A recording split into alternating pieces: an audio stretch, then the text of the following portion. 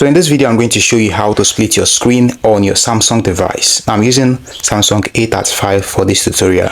In this video, I'm going to show you how to simply split your screen like this. As you can see on the screen, these are two apps. This is my Pinterest and this is my Google browser.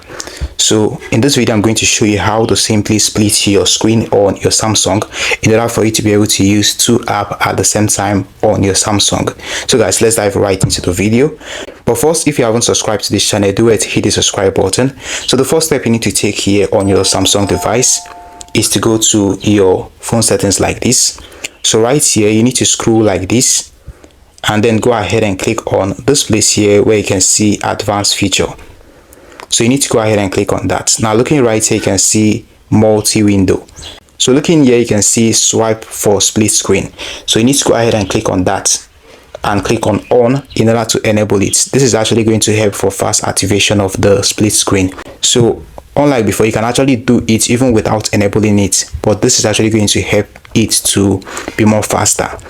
So once that is done, in order for you to actually split your screen, so let's simply go to an app. So let's say you go to, let's say your TikTok app like this, and you want to split the screen. So you just need to go ahead and swap up.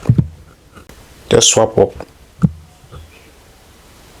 So once you do that, you're going to see select app.